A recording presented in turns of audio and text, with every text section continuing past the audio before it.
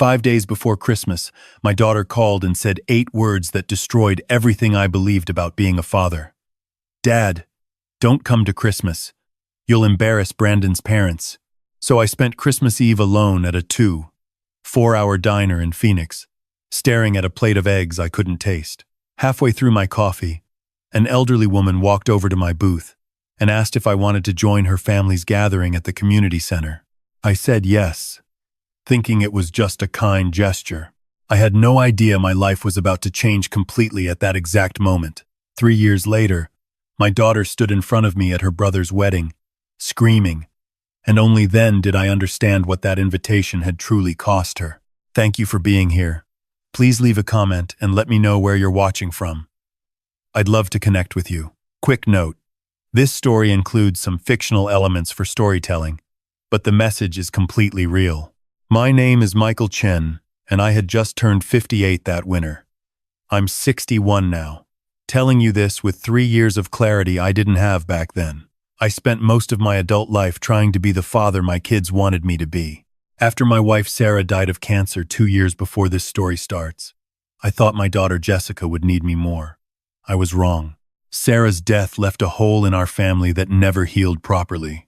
Jessica grieved by throwing herself into her career and her marriage to Brandon, a corporate lawyer with ambitions bigger than his empathy. She moved to Scottsdale into a house with marble countertops and a view of Camelback Mountain. I stayed in my modest 2-bedroom apartment in Phoenix, the same one Sarah and I had downsized to when the kids moved out. That December, I was excited about Christmas. It would be the first one where Jessica actually invited me to her house. The first one where I'd meet Brandon's parents, who were flying in from Connecticut. The first one where maybe, just maybe, I'd feel like part of her new life. The call came on December 20th. I was at Home Depot buying lights to decorate my apartment when my phone rang. "Dad, we need to talk." Jessica's voice had that quality it got when she was about to disappoint me. "Hi, sweetheart. What's up?" "It's about Christmas. Brandon's parents are coming, and his mother is very particular about appearances." I stood in the Christmas aisle holding a string of lights, waiting. "The thing is, Dad, they're very traditional, very upper-class Connecticut, and your apartment, your car, the way you dress, it's just not really the image we're trying to project right now." The lights felt heavy in my hands. "What are you saying, Jessica?" "I'm saying maybe it's better if you don't come this year. We can do Christmas another time. Just us. After Brandon's parents leave." I thought about the sweater I'd already wrapped for her, the watch I'd bought for Brandon, the cookbook I'd found for Brandon's mother, hoping she'd like me. "Jessica, it's Christmas. We haven't spent a Christmas together since your mother died." "I know, Dad, and I feel terrible about it. But you have to understand my position here. Brandon's dad is a senior partner at his firm. First impressions matter. We can't afford to mess this up." "I'm your father," I said quietly. "Not a liability. Don't be dramatic. I'm just asking for one Christmas. One. Is that really too much?" Behind her, I could hear Brandon saying something. She covered the phone, but I caught the words, "Just tell him and he'll understand." "Fine," I said, because what else could I say? "Another time then." "Thank you, Dad. You're the best. I'll call you after New Year's, okay? We'll do a nice dinner. Just us." She hung up before I could say I loved her. I stood in Home Depot for another 10 minutes, still holding those lights. A woman pushing a cart asked if I was okay. I told her I was fine, paid for the lights I didn't need anymore, and drove home. That night, I called my son Daniel. He was younger than Jessica by 4 years, living in Tempe with his boyfriend Marcus. We'd been estranged for most of his 20s after I struggled to accept his sexuality. Sarah had been the bridge between us. After she died, Daniel and I had slowly started rebuilding. "Dad, that's messed up," Daniel said when I told him about Jessica's call. "You should come to our place. You and Marcus have plans with his family. We can make room for one more."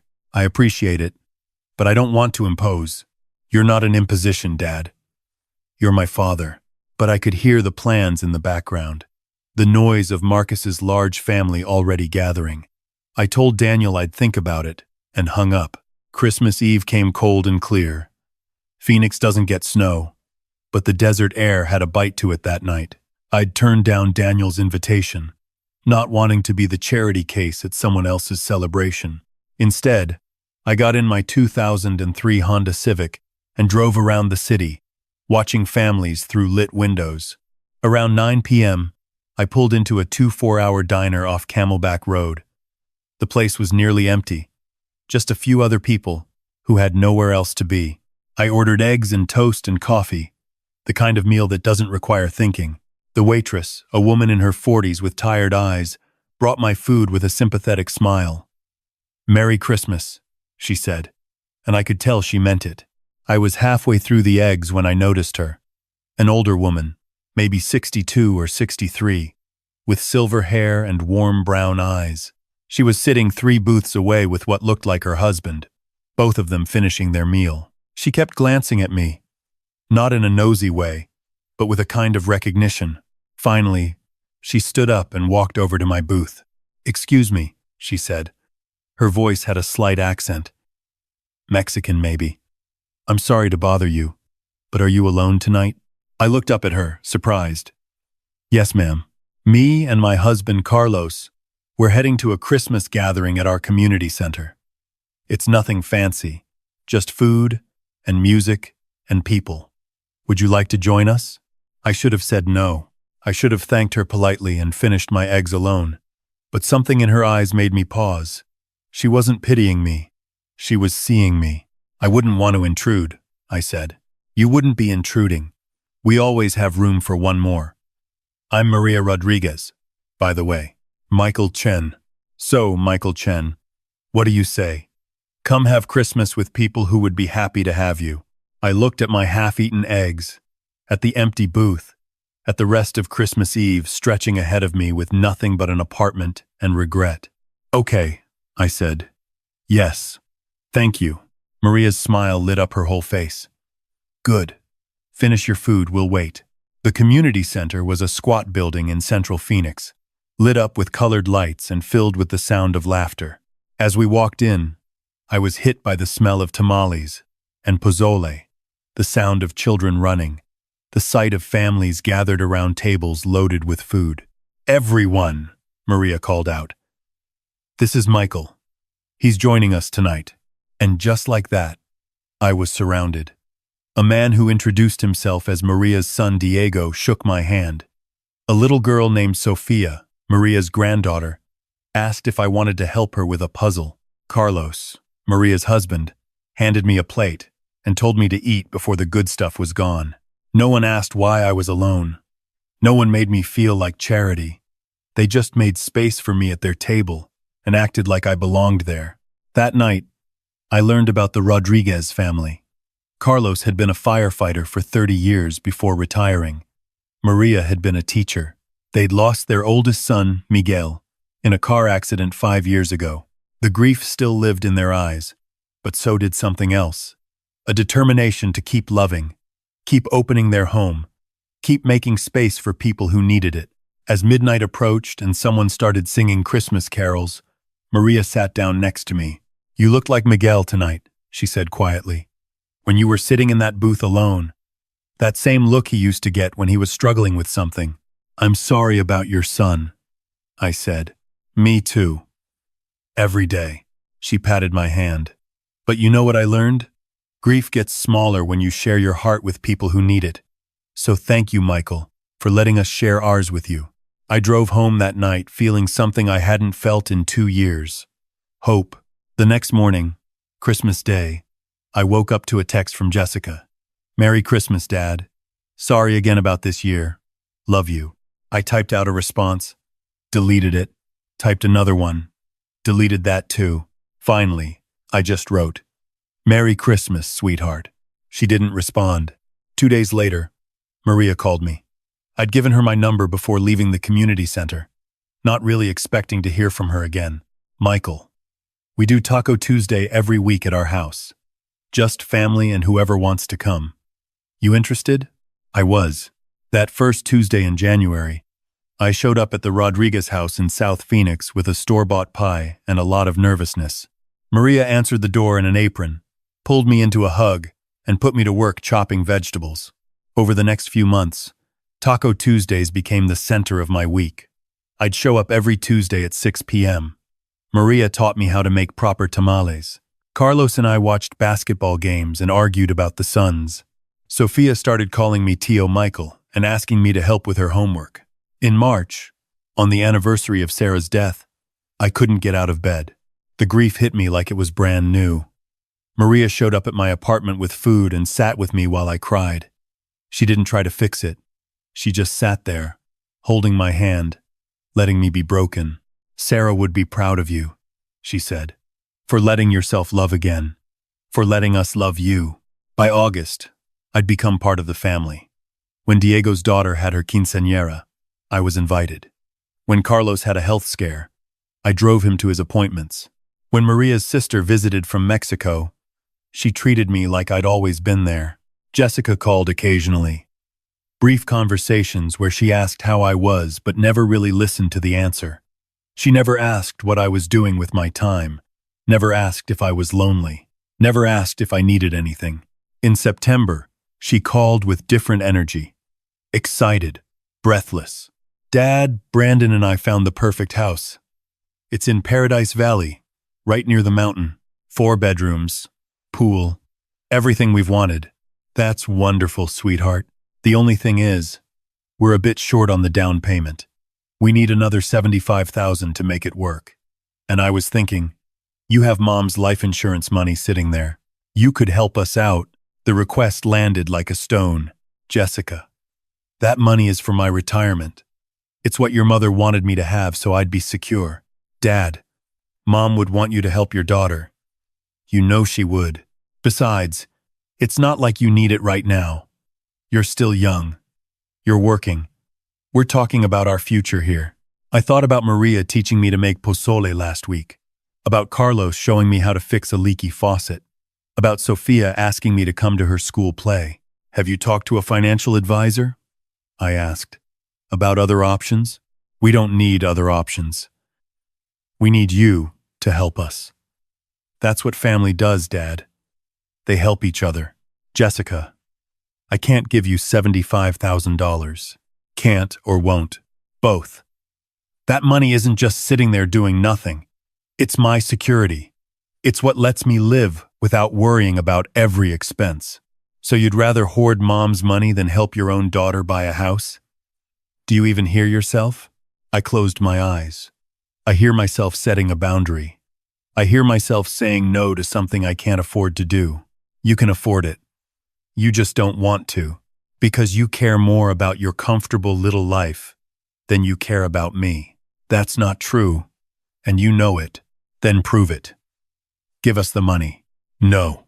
The words sat between us like a wall. "Fine." Her voice went cold.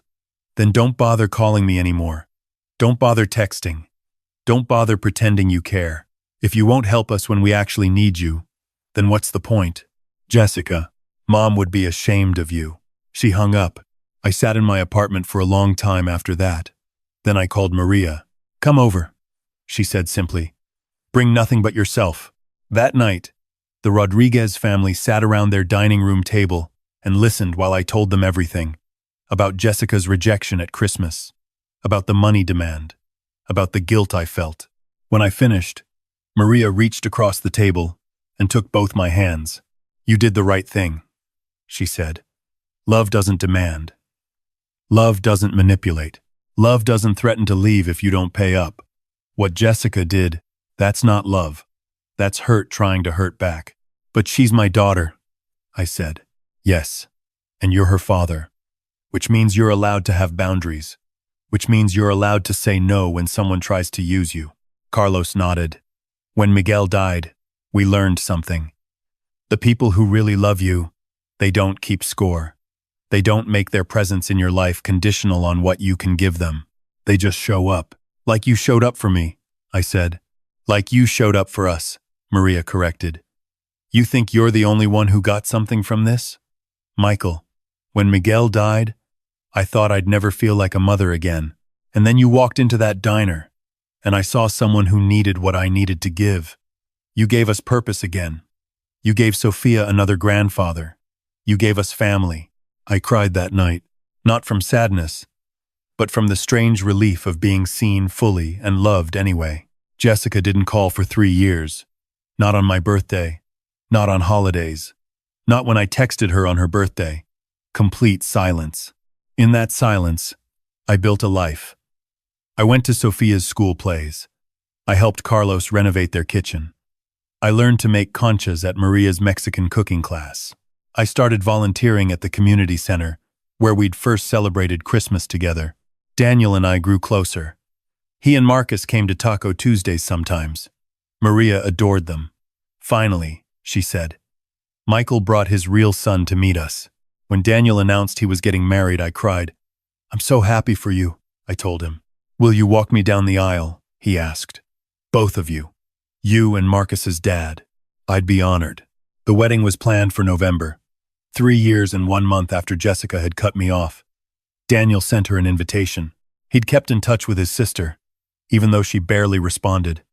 He believed in second chances. 2 weeks before the wedding, Daniel called me. "Dad, Jessica's coming. She RSVP'd. My heart did something complicated." "That's good. That's really good." I didn't tell her about the Rodriguez family. I didn't know if I should. It's okay. She'll see what she'll see. The wedding was at a small venue in Tempe, overlooking the lake. Beautiful. Simple. Full of love. I stood in the back room with Daniel, helping him with his tie. "You nervous?" I asked. "Terrified," he said. "But in a good way. Marcus is everything, Dad. Everything I didn't think I'd get to have. Your mother would be so proud of you. I think she'd be proud of you too. For choosing yourself. For letting the Rodriguez family in." The ceremony was perfect. I walked Daniel down the aisle, alongside Marcus's father. Maria and Carlos sat in the third row, Maria dabbing her eyes with a tissue. Sophia was a junior bridesmaid, taking her job very seriously. At the reception, everything felt right. Daniel and Marcus's first dance, the toasts, the food. I was standing with Maria and Carlos, laughing at something Sophia had said, when I felt someone staring at me. Jessica stood at the edge of the reception hall in a designer dress, holding a champagne glass like a weapon. She was watching us, watching me with my arm around Maria's shoulders, watching Carlos clap me on the back, watching Sophia call me abuelo and ask me to dance. Her face went through several emotions. Confusion, recognition, anger. She walked over slowly, deliberately. "Dad," she said. Her voice was sharp. "Can we talk?" "Of course." I excused myself from the Rodriguez family and followed Jessica to a quiet corner. "Who are those people?" she asked. "Friends. Family." "Family?" She said the word like it tasted wrong. "Since when?" "Since 3 years ago. Since Christmas Eve when you uninvited me and I spent the holiday at a diner. Maria invited me to her family gathering. They've been part of my life ever since." Jessica's face hardened. "So you replaced us? You replaced Mom? You just found some random Mexican family and decided they were good enough to take our place?" "Watch yourself," I said quietly. "Don't make this about them being Mexican. This is about you being angry that I found people who actually wanted me around." "I wanted you around." "No, Jessica. You wanted my money. There's a difference." She flinched like I'd slapped her. "That's not fair, isn't it? You uninvited me from Christmas because I'd embarrass you. You demanded $75,000 and told me I was a bad father when I said no. You cut me off completely for 3 years.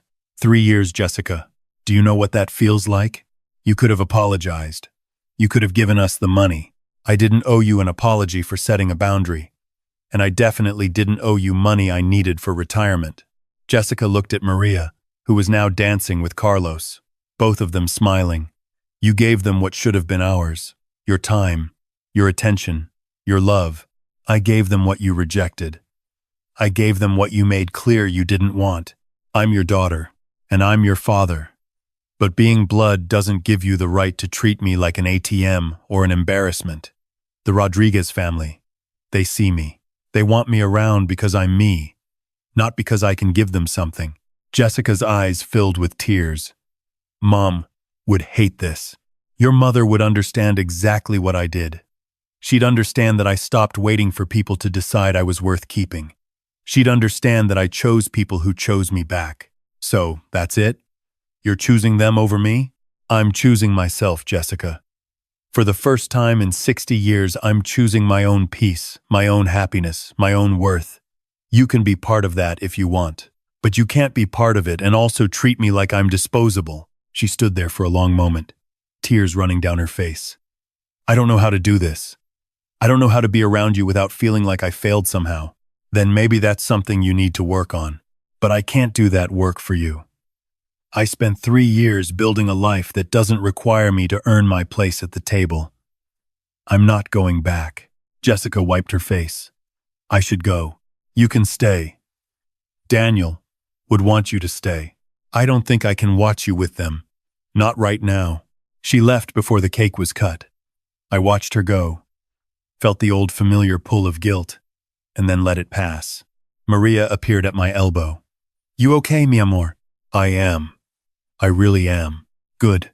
Because Sophia wants you to dance with her, and you know she doesn't take no for an answer. I danced with Sophia. I danced with Maria. I gave a toast to Daniel and Marcus that made everyone cry. And when the night ended, and I drove home to my modest apartment in Phoenix, I didn't feel empty. I felt full. Jessica texted me the next morning. I'm sorry for how I acted. I need time to process this. I understand. She didn't text again after that. Maybe she would eventually. Maybe she wouldn't. Either way, I'd be okay. Because here's what I learned sitting in that diner on Christmas Eve 3 years ago, watching Maria walk over to invite a stranger to her table. Family isn't about blood or obligation or proving yourself worthy. Family is about showing up. It's about choosing and being chosen. It's about sitting at a table where you don't have to earn your place. The Rodriguez family gave me that. They saved me when I didn't even know I needed saving. They loved me when I thought I was unlovable. They made me family not because they had to, but because they wanted to. That's grace. That's real family. And I'll spend the rest of my life grateful I said yes when Maria asked if I wanted to join them. If this story touched your heart, if you understand what it means to be chosen, please leave a comment below. Tell me where you're watching from. Tell me your story. And remember, you deserve to be at a table where you don't have to beg for a seat. You deserve to be loved for who you are, not what you can give. You deserve family that chooses you. Thank you for listening to my story. I hope it reminds you that it's never too late to find your people.